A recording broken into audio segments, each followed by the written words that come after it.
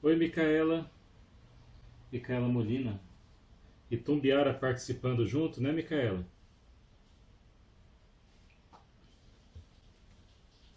Oi, Débora.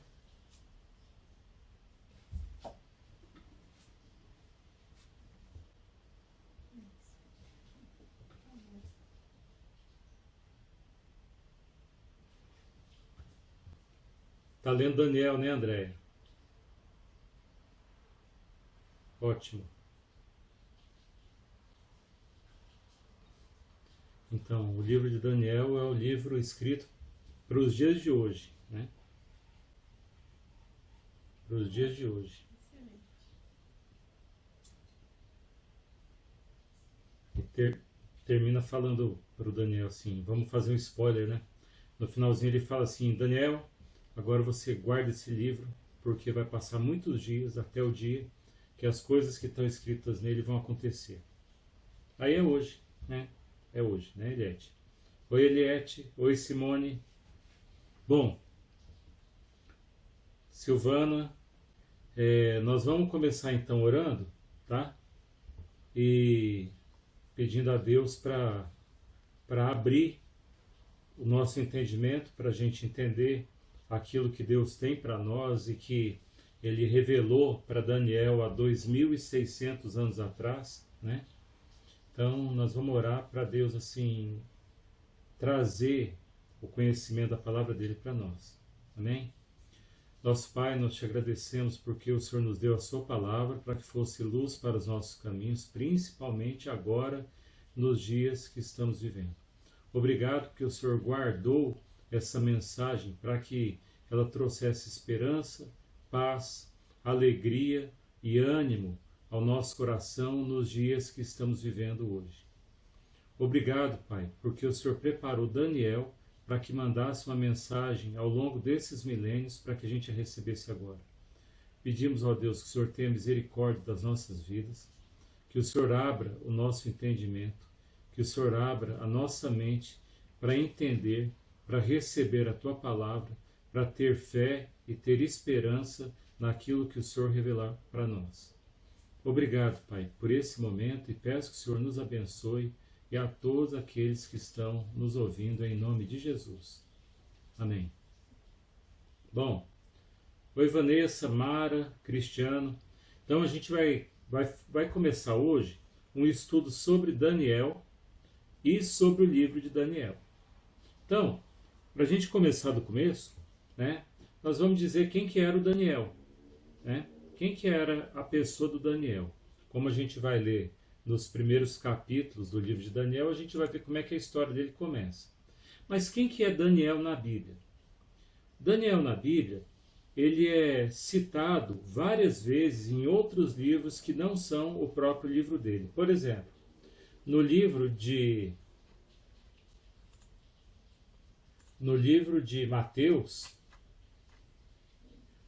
Mateus, Daniel é citado por Jesus, diretamente por Jesus, falando a respeito da profecia que era para aqueles dias, né?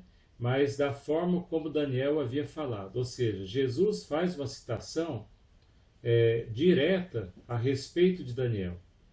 Então, não é difícil a gente entender que a citação direta de Daniel por Jesus só está dizendo que Daniel era um personagem que de fato existiu, que ele fazia parte da história, né? Então, não tem como falar que o livro de Daniel foi uma montagem, que ele é um livro escrito no século II, como algumas pessoas dizem, e coisa e tal. Por que a gente está dizendo isso? Porque um dos objetivos do nosso estudo aqui é entender justamente o fato de que existe o interesse de que a gente não acredite mais na Bíblia. Existe um movimento, e é um movimento assim objetivo, com o objetivo de descaracterizar a Bíblia de forma que ele seja um livro só de ficção e coisa assim, e não exatamente aquilo que a Bíblia diz que ele é mesmo, que é a revelação da verdade. E sobre isso, algumas das coisas interessantes a esse respeito sobre essa verdade É que tem muita guerra, gente falando que Daniel era, que Daniel não era, enfim. Jesus diretamente fala a respeito da abominação que vai ser colocada no templo, como profetizou o profeta Daniel. Então Jesus fala, então, no Evangelho, já que Daniel era essa pessoa. No livro de Jeremias também, que é um livro profético, tá? Também são profecias, Jeremias também cita diretamente Daniel junto com outras duas pessoas. Ele fala o seguinte, o contexto é o seguinte, Deus conhece a iniquidade das pessoas e ele vai punir as pessoas, e ele está falando especificamente no caso lá de Jerusalém. Até uma passagem curiosa, porque Deus fala assim para Jeremias, Jeremias, você rapa a sua cabeça, né? E pega 1/3 dos seus cabelos, pega a espada e bate no seu cabelo com a espada, falando que eu vou exterminar 1/3 de Jerusalém com a espada. Depois você pega 1/3 e espalha pelo vento, e também você pega 1/3 e põe fogo, né? Ele fala isso, ele fala assim que o fato de que o povo conhecia a Deus e se afastou de Deus, ele fala que isso é gravíssimo, que ele ia punir o povo que fez isso. E ele fala, e Deus fala através do profeta Jeremias, que ele puniria o povo, ainda que tivesse no meio do povo 3 pessoas, Noé, Jó e Daniel. Ou seja, ele está falando a respeito de 3 pessoas que na Bíblia são justas e que você não vê em momento algum, quando faz a citação desses personagens, você não vai ver que eles provocaram alguma coisa de forma injusta, eram homens justos. Tá? Noé tem até uma passagem mais complicada lá no final e tal, mas assim que não tem a ver muito com uma decisão pessoal dele. Então, o que acontece? A Bíblia, ela deixa claro, ela deixa completamente claro, transparente, que Daniel é uma pessoa que existiu mais ou menos no ano 600 a.C., um pouquinho antes, 605, quando ele sai da Babilônia, tá? Quando ele sai de Jerusalém, é levado para a Babilônia. Porque o que acontece com ele lá? Deus fala que vai punir Jerusalém, como ele diz lá através do profeta Jeremias também. Mas como é que acontece essa punição? Nabucodonosor vai até Jerusalém, sitia Jerusalém, toma Jerusalém, e Nabucodonosor, em vez de ele pegar e destruir todo mundo, não, ele pega o que tinha de melhor na cultura de Jerusalém e leva para a Babilônia para que ele possa aprender a cultura de Jerusalém. É diferente a forma como Nabucodonosor trata as próprias invasões dele, os objetivos dele. Então o que ele faz? Ele vai lá, invade, ele pega uma pessoa de lá mesmo e põe no trono, Jeoaquim, né? Ele coloca Jeoaquim no trono, faz uma aliança com Jeoaquim e fala, você fica no trono, tá? A gente não vai ter treta mais entre a gente, você fica no trono. Eu vou levar o despojo de Jerusalém, mas você vai poder continuar no reino, tal, porque nós temos uma aliança. E eu vou levar cativo, vou levar escravos, vou levar gente do seu povo e vou levar a nata daquilo que é a cultura de Jerusalém, vou levar para a Babilônia, eles vão assistir diante de mim, e nessa turma que vai para a Babilônia, na situação de ser como que professores, né, transmissores da cultura de Jerusalém para a Babilônia, Daniel está no pacote, Daniel está no meio, Daniel vai junto. E Daniel, ele desde muito cedo, é bem possível que Daniel, pela própria descrição que aparece na Bíblia, que Daniel tivesse aí nas beiras dos 17 para 18 anos, porque ele vai assistir diante do rei durante 60 anos. Então, por 60 anos acontece, 60 mais o tanto que ele já tinha, uns 80 anos, e uma das últimas passagens em que aparece Daniel na escritura, quando há escrito na parede lá, escreve lá Mene Mene Tekel Parsim, dizendo que o reino do rei lá ele tinha sido julgado e tal, e ele chama Daniel para ler a escritura a última vez que Daniel aparece na história. Mas o que acontece então? Daniel é um homem de cultura, e ele é levado então para o palácio do rei, e esse é Daniel. Esse é Daniel. Bom, qual que é a outra consideração que a gente tem que fazer sobre Daniel também? Bom, Daniel, a revelação da profecia dele tem a ver com revelação. Como a gente já tratou nas outras vezes, as profecias dele são apocalípticas. E o livro de Daniel, ele parece assim um pouco complexo para entender, mas a própria escrita dele conta a história de como entender o livro de Daniel. Por causa do seguinte: Daniel é um livro que foi escrito em duas línguas. Teve gente que falou que foi erro de tradução, que ele escreveu duas versões, tal, mas na verdade o que acontece é que o livro de Daniel ele tem uma razão de ser para as duas línguas. Ele é escrito uma parte em hebraico e outra parte é escrita em aramaico, tá? O hebraico e o aramaico, eles são muito parecidos, tá? Só que o hebraico é uma linguagem pura, é uma linguagem mais complexa. E o aramaico é uma linguagem, é tipo um hebraico comercial. É um hebraico que todo mundo dava conta de falar. Então tinha o hebraico que era nativo de Israel, era a forma como o pessoal conversava dentro do povo de Israel, mesmo que na Babilônia, tá? Mas entre si eles conversavam em hebraico, e o aramaico era uma língua que os outros também entendiam. Por que é importante isso? Porque o livro de Daniel, ele é escrito nessas duas línguas de uma forma separada. E o texto que é escrito em hebraico, ele parece que tem uma destinação diferente da destinação que está em aramaico. Da seguinte forma: em hebraico está escrito do capítulo 1, verso 1, até o capítulo 2, verso 3. Tá? No capítulo 2, verso 4, ele começa dizendo o seguinte: disseram então os sábios em aramaico. E a hora que ele usa essa expressão, dali para frente o texto está em aramaico. Ou seja, ele vai até agora o final do capítulo 7 em aramaico. Ele começa no capítulo 2, versículo 4 e vai até o capítulo 7, último versículo, que é o 28 e tem mais dois adicionais, que é até o 30 para terminar o capítulo. No capítulo 8, ele já volta a falar em hebraico e vai até o final, até o capítulo 12.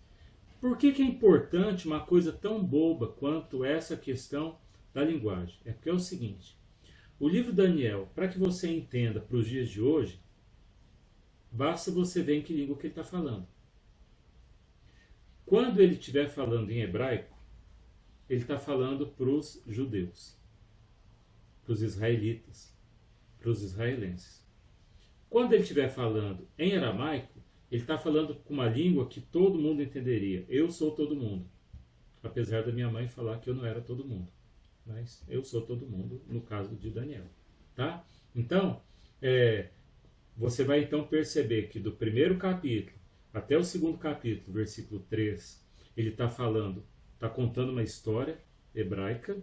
Depois ele fala em aramaico até o final do capítulo 7. E depois ele volta a falar em hebraico. O que significa isso dentro dos 12 capítulos de Daniel? Significa que o primeiro capítulo, um pedacinho do 2 e do 8 para frente, Deus está falando diretamente com Israel.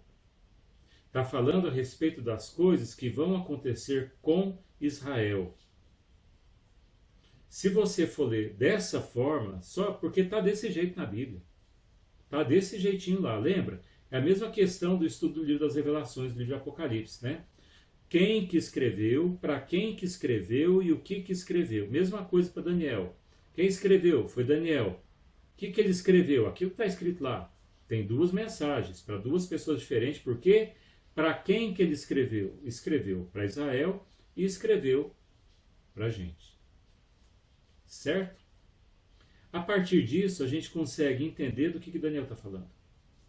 Porque você vai ver que no comecinho, eu estou primeiro fazendo o spoiler geral, porque né, aqui nós não somos minissérie, então tem que aproveitar para falar logo para entender fácil. Né? Nós estamos entendendo então que primeiro começa a história dizendo de uma coisa assim, muito específica dele. Capítulo 1, nós fomos invadidos e fomos levados cativo para a Babilônia. Aí no segundo capítulo ele vai começar a falar a respeito de como que as coisas vão acontecer até o final dos tempos. Aí, quando chegar no capítulo 8, aí ele vai falar como que vai ser com Israel nos últimos dias. Então, se você quer saber o que vai acontecer com você nesses dias agora, você lê do capítulo 2, versículo 4 até o final do capítulo 7. Aí você vai falar, isso aqui eu posso entender claramente, que é o que está acontecendo e que é o que vai acontecer até a gente ser tirado daqui de acordo com o que a gente acredita, que está escrito em Tessalonicenses, né? E que hoje, dia 7, ontem, dia 6, né? Foi dado mais um passo no sentido de que os dias estão acabando, que não é difícil a gente entender isso, certo? E por último, que é importante a gente dizer, é lembrando que Daniel, você vai ver num dos próximos capítulos aqui, né? Que ele é tratado por Deus como você é muito amado. Essa expressão não aparece na Bíblia muitas vezes, só aparece 2 vezes. Aparece quando fala de Daniel, homem muito amado. Quem fala isso é o anjo que vem lá trazer, né, dar uma força, né? E a outra parte que vai aparecer é João, que é o discípulo amado, que escreveu o livro das Revelações, que escreveu o livro de Apocalipse. Tá? E agora eu percebi que eu estou aqui, né, gesticulando, falando, mas não aparece nada aí, porque aparece tudo lá de fora, né? Mas enfim, eu falo com as mãos também. Então isso é importante a gente entender, porque Deus deixa algumas pistas, não é nem pista, né? Ele deixa características que a gente possa entender para que a palavra dele seja entendida em toda a sua extensão. Daniel é um homem muito amado. A ele foi dada a revelação dos últimos dias. João é o discípulo amado. A ele foi dado a revelação dos últimos dias. Daniel não morreu matado. Da mesma forma que João também não morreu matado. Olha só. Então tem algumas características que a gente pode identificar. E aí a gente vê que tanto Jesus faz uma citação direta de Daniel, lembrando, tá? Quanto João é tratado diretamente junto com Jesus, porque no primeiro capítulo de Apocalipse, né? Revelação que Jesus deu através do seu anjo para João sobre as coisas que brevemente irão acontecer, que é o que nós estamos vivendo agora. Então esse é o panorama. Então, quando que isso aqui aconteceu? Tá? Daniel foi para a Babilônia mais ou menos no ano 605 a.C., ou seja, 2.805 anos atrás. 2.805 anos. E lembra que as profecias de Daniel, assim como as profecias bíblicas, elas são exatas, mas a de Daniel, ela é exata até no número. Lembra? 69 vezes 360, do dia que começou a restauração de Jerusalém, até o dia, do dia que saiu a ordem de restauração, até o dia que Jesus entra em Jerusalém. Uma profecia exata. Deus não é um Deus de mais ou menos. Deus não é um Deus mais ou menos, é tudo exato. É assim que a banda toca. Tá? Deus não fala coisa mais ou menos pela época tal. Exatamente, Deus é supremo, ele tem controle sobre tudo e a palavra dele permanece. Tá? Então, nós vamos ler o capítulo 1 de Daniel, entendendo o que está acontecendo já, com ele assim, assim dentro da nossa mente, a gente já entende o que está acontecendo aqui. E digo a você de novo, com todas as palavras, que isso aqui é a expressão da verdade. Isso é a verdade. O que está escrito na Bíblia é verdade. E que a intenção do diabo é que a gente vá tirando a autoridade bíblica, achando que ela não foi escrito por homens, passou por uma tradução. Não caia nessa. Qualquer um que vai ler a história arqueológica, tanto do livro de Daniel quanto dos outros livros, vai ver que não é assim que funciona. E lembrando também da importância que era feita as cópias dos livros. Você tem uma noção? Um copista que copiava o livro desse, ele já, desde pequeno, ele já estudava e se preparava para ser um copista. E aí, ele começava a copiar. E as regras eram muito apertadas, da seguinte forma. Se ele estivesse escrevendo lá, porque eles escreviam em pedaços de lã, em pedaços de couro de carneiro, né? Usava papel muito depois, mas usava lã. Então, era uma coisa complicada. Ele preparava a página para depois escrever com tinta. E acontecia o seguinte, na hora que ele estava escrevendo, se ele cometesse um erro de uma grafia, ele pegava a página, descosturava a página do papiro, do rolo, jogava a página fora, colocava outra nova no lugar, escrevia de novo e continuava. Era assim que funcionava. Mas tinha uma outra questão mais séria. Essa atividade era feita em atitude de oração. Porque eles entendiam que eles não estavam simplesmente fazendo a cópia de um livro, a cópia de um texto. Eles estavam transcrevendo a palavra de Deus.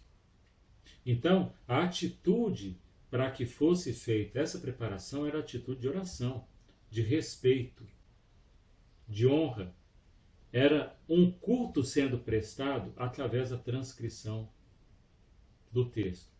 Então, acontecia que se lá pelas tantas, da metade para a página, geralmente no final da página, né, porque para dar zarado assim, né, ele percebia que ele tinha escapado da atitude de oração, que ele tinha se afastado do culto que ele estava prestando através daquele trabalho, e ele não sabia em que lugar que isso aconteceu, porque a mente dele variou e ele continuou fazendo automaticamente, mas não fez de qualquer jeito, né? Ele pegava o livro todo e jogava fora. E começava de novo. Porque aquele livro estava maculado. Então, esse era o grau de importância, era o grau de responsabilidade durante a cópia de um livro desse. Então, não era que o cara fazia a coisa na louca e que ele fazia de qualquer jeito, então podia ter muito erro. Não tinha. Não tinha. Em 1968, os escritos mais utilizados pelos judeus, que chama de Torá, né, que é principalmente os 5 livros de Moisés e também o restante dos profetas, né, era tão... eles usavam 2 versões. Uma versão tinha 3 letras a mais, nesse ambiente todo, apenas 3 letras a mais do que a outra. Em 68, eles optaram por uma razão que depois a gente vai falar aqui. Mas que eles então confirmaram que uma delas era a que valia e a outra não era a que valia, jogar fora e passar a usar uma só. Então, esse era o grau de pureza do texto que a gente está estudando. Então, o que a gente, só dando uma revisada rápida, porque nós vamos precisar disso para entender o livro todo. É importante você saber que a palavra de Deus, que Deus cuidou, Ele zelou da palavra dele. Então a palavra que nós recebemos hoje, 2.800 anos depois de Daniel, é a palavra de Deus do jeitinho que Ele queria que a gente recebesse. Está aqui. Está aqui do jeitinho que Ele queria. Então esse texto ele é digno de toda aceitação. Este aqui é o texto original de Daniel, traduzido para que a gente pudesse entender, mas é uma tradução que é fácil de comparar com o original hoje, então é uma tradução verídica, nós podemos acreditar no que está escrito aqui, porque isso aqui é a verdade.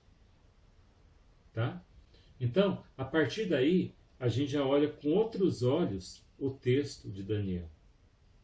E a gente olha com outros olhos para Daniel. Porque Daniel, você vai ver que ele não desviou nem para a esquerda nem para a direita e foi firme até o céu. A gente vai encontrar com ele lá daqui a uns dias. Então vamos lá. Daniel capítulo 1. No ano 3º do reinado de Jeoaquim, rei de Judá, veio Nabucodonosor, rei de Babilônia, a Jerusalém e a sitiou. E o Senhor entregou nas suas mãos a Jeoaquim, rei de Judá, e uma parte dos utensílios da casa de Deus, e ele os levou para a terra de Sinar, para a casa do seu Deus, e pôs os utensílios na casa do tesouro do seu Deus.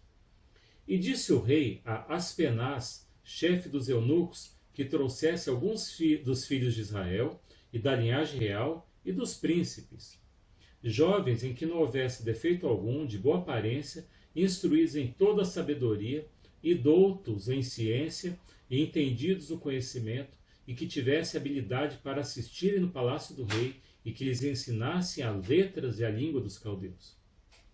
E o rei lhes determinou a porção diária das iguarias do rei, do vinho que ele bebia, e que eles assim fossem mantidos por 3 anos, para que no fim deste pudesse estar diante do rei. E entre eles se achavam dos filhos de Judá Daniel, Ananias, Misael e Azarias.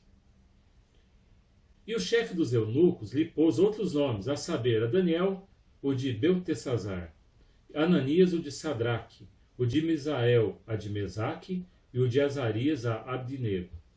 E Daniel propôs o seu coração não se contaminar com a porção das iguarias do rei, nem com o vinho que ele bebia. Ora, Deus fez com que Daniel achasse graça e misericórdia diante do chefe dos eunucos.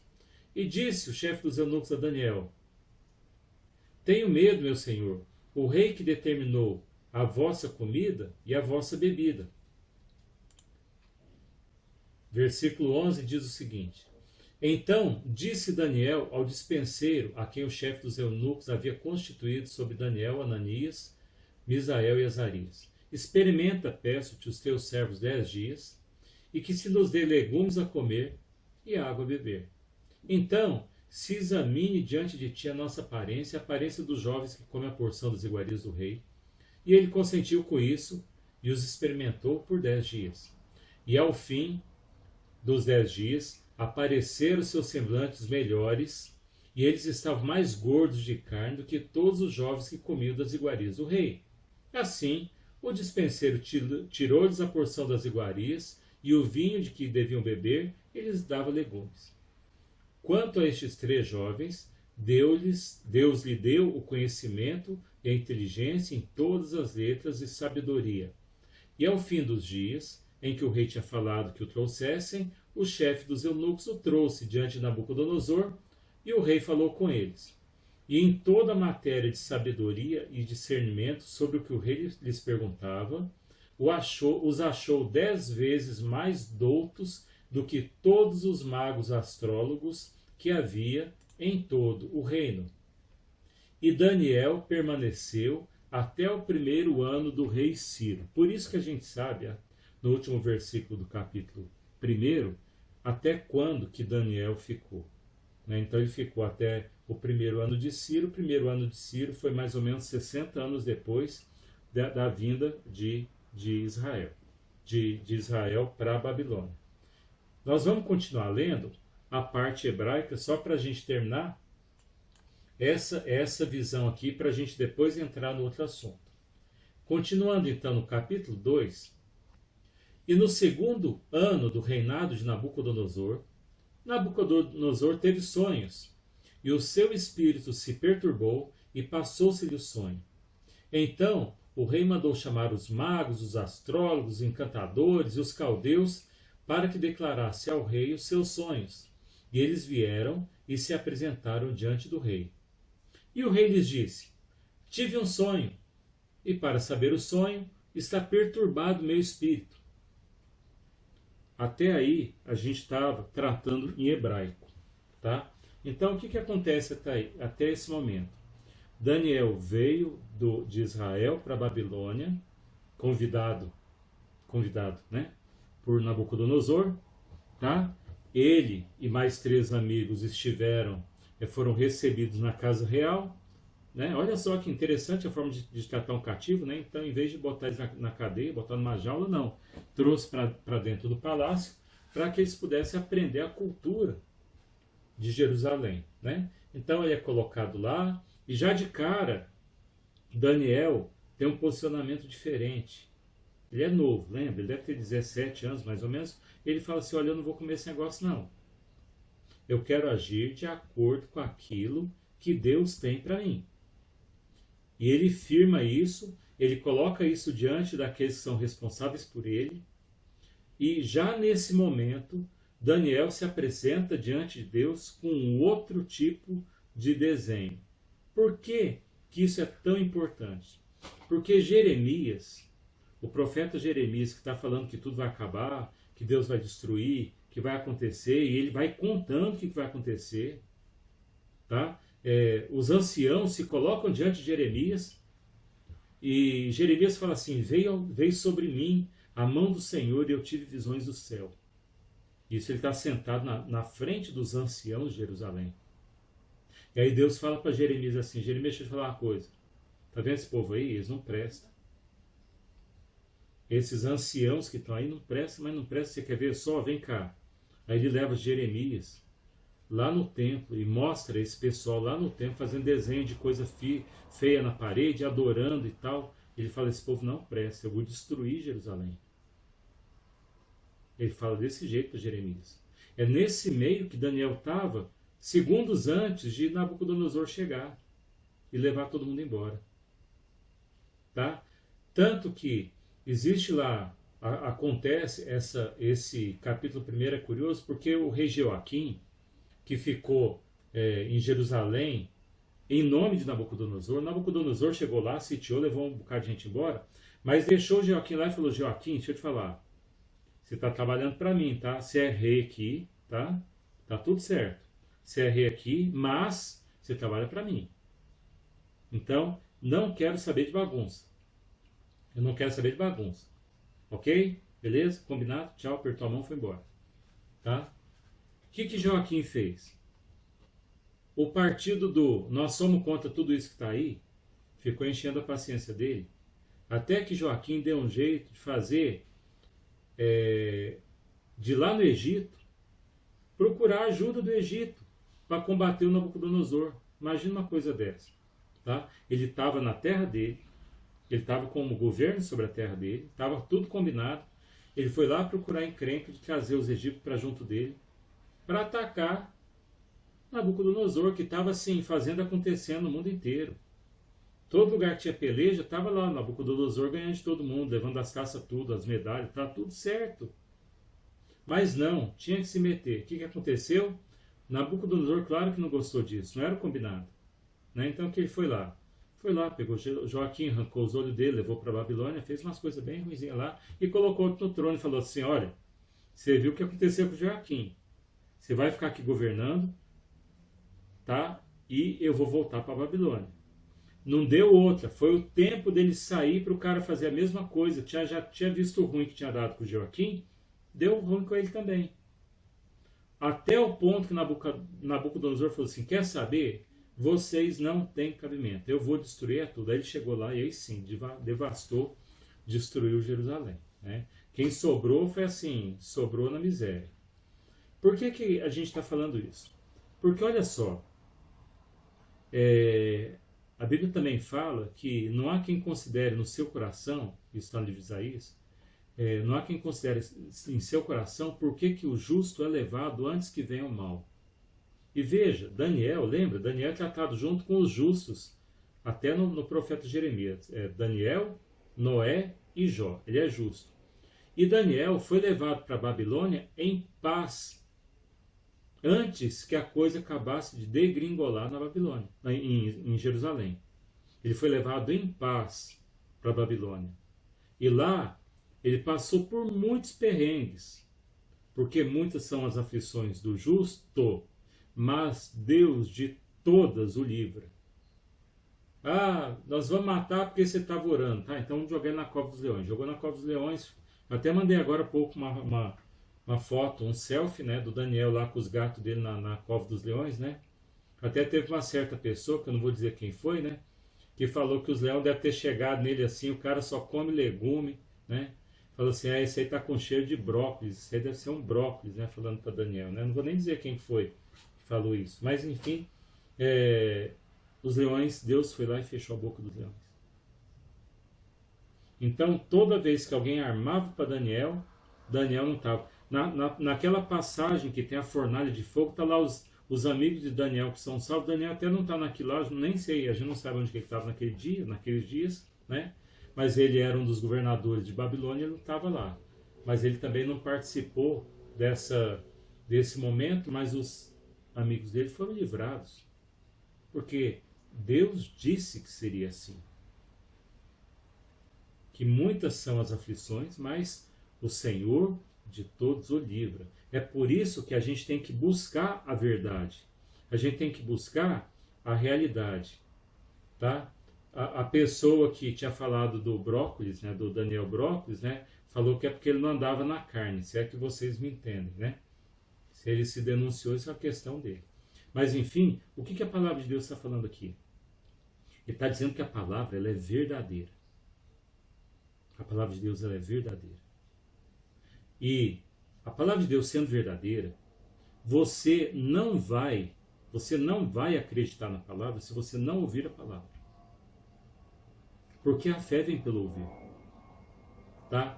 Então, assim, esses dias comigo, aconteceu uma coisa assim, até assim, né? Não sei se é engraçado, é trágico, é curioso, sei lá o que, né? Mas por algumas razões lá, acabei descobrindo que eu sei que eu sou uma pessoa doce, né? Mas aí minha mãe viu eu bebendo água demais, ela falou assim, nossa, vou tirar a sua glicemia, porque eu acho que tem alguma coisa errada, né? A minha glicemia, a máquina nem marcou na primeira vez que tirou, né? Porque, como eu disse, eu sou uma pessoa doce, né? Mas aí o que aconteceu? Primeira providência que eu tive que tomar, além de cortar açúcar, carboidrato, aquelas coisas boas que faz mal, né? É fazer exercício. Então o exercício que eu podia fazer primeiro era caminhada. Aí eu baixei uma Bíblia, que eu até mandei o link depois no grupo lá, não sei se o pessoal viu ainda. Eu baixei uma Bíblia em que o cara gravou a Bíblia toda. Foi um aplicativo, eu procurei na louca aí no Play Store e achei, baixei e estava ouvindo. Aí eu achei ela muito boa, o cara, ele dita com uma dicção muito boa, uma trilha muito bom. Então eu comecei a fazer caminhada e comecei a ouvir isso, né? Comecei a ouvir a Bíblia, comecei primeiro o livro de Isaías, depois eu comecei Jeremias e agora estou ouvindo Daniel. E eu tive a seguinte percepção, tá? Porque eu conheço a Bíblia. Mas o fato de eu ouvir a palavra, o fato de eu ouvir literalmente alguém ditando o livro de Daniel para mim, enquanto caminhava, uma média agora de 3 capítulos por quilômetro, que é o que eu faço mais ou menos, né? Não meço mais meta em capítulo, né? Aquilo foi me lembrando das coisas que eu havia esquecido. Porque quando eu leio, tem vezes que eu estou lendo, estou cansado e tal, mas quando eu estou ouvindo e ainda caminhando, eu não vou a lugar nenhum. Eu faço caminhada numa praça que tem 217 metros de circunferência, é redondinha, aqui perto de casa. Então eu fico dando volta lá. Então, para andar 6 km são 28 voltas. Eu dou 28 voltas ouvindo a Bíblia. Isso está fazendo um bem para mim enorme. Está fazendo bem porque eu estou ouvindo aquilo que Deus diz. E Deus falando assim, Isaías é pesado, tá? Isaías fala assim, eu vou destruir, eu vou matar, eu vou jogar os filhos tal, eu vou fazer... É isso que Deus fala e fala assim, não há Deus diante de mim. Não há Deus, eu sou o único Deus. Por que você está enjoado da minha presença? Por que você está fazendo pouco da minha presença? Você está achando que eu esqueci? Você está achando que eu abandonei a terra? Não, eu estou aqui e estou em silêncio porque você não quer falar comigo. E quando você quer falar comigo, você se ajunta, você faz reuniões solenes, mas eu me afasto de você. Eu viro a minha face porque as suas mãos estão sujas de sangue. E eu não admito abominação associada ao ajuntamento solene. Por isso eu não ouço a sua oração. Você se santifica porque eu sou santo. Isaías fica repetindo isso o tempo todo. Eu sou santo. E diante de mim não há Deus. É a minha vontade que prevalecerá. O homem pode fazer, pode acontecer, pode fazer eleição, pode trocar o governo, pode derrubar o presidente, pode fazer votação fraudulenta, pode fazer votação boa, pode fazer o que quiser. Eu sou Deus e nada acontece sem que eu queira. O meu desejo, a minha vontade, eu vou cumprir, assim diz Deus. E os meus filhos, eu vou cuidar deles, ainda que uma mãe esqueça da sua criança, eu não esqueço dos meus filhos. Então, o importante, é bom a gente saber os dias que a gente está vivendo, porque a gente vai vendo a confirmação daquilo que a palavra de Deus falou há quase 3.000 anos atrás. E essa palavra é verdadeira. Tá? Então, hoje nós estamos fazendo uma prévia do começo, depois nós vamos entrar na semana que vem, se Deus quiser, a gente vai continuar a partir do capítulo 2, versículo 4, já tratando da parte aramaica, porque é uma palavra que vai contar história até os dias de hoje.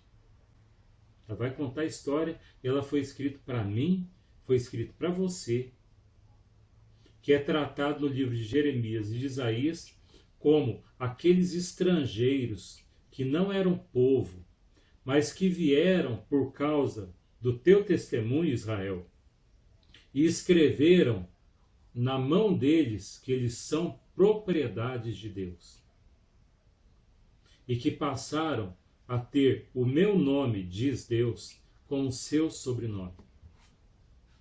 Tá? Então, se você quer se lembrar de que família você é da família real, do Deus onipotente, do Altíssimo, do Eterno. Amém?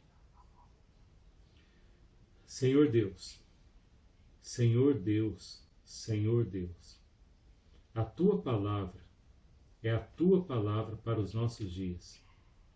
A tua palavra é a luz para os nossos dias. É a luz para o nosso caminho. Nós precisamos hoje, nos dias que a gente vive, da luz, do caminho, da verdade, da vida. E o único lugar onde nós podemos encontrar isso é em Jesus. Porque Jesus é o caminho e nós precisamos do caminho. Jesus é luz. Jesus é o sol para nos iluminar.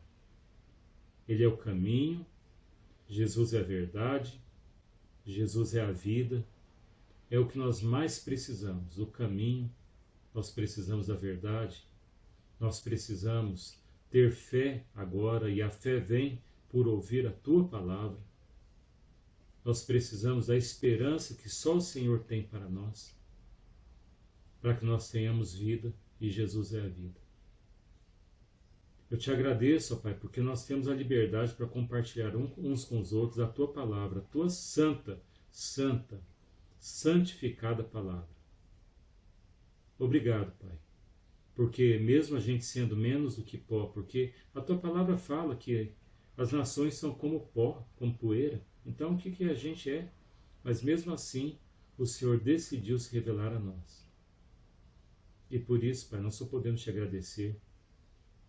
Nós queremos amar a Ti, lembrando que aquele que te ama guarda os seus mandamentos. E nós queremos conhecer então, Pai, os seus mandamentos, a sua vontade, para que sigamos na sua vontade. Abençoa, Pai, a tua igreja. Abençoa, Pai, os nossos irmãos aqui em Uberlândia, lá em Florianópolis, lá em Tumbiara. Abençoa-nos, Pai, e guarda-nos, em nome de Jesus. Em nome de Jesus. Amém. Turma, se tudo correr bem, até quinta-feira. Amém? Boa noite para todo mundo. Deus abençoe.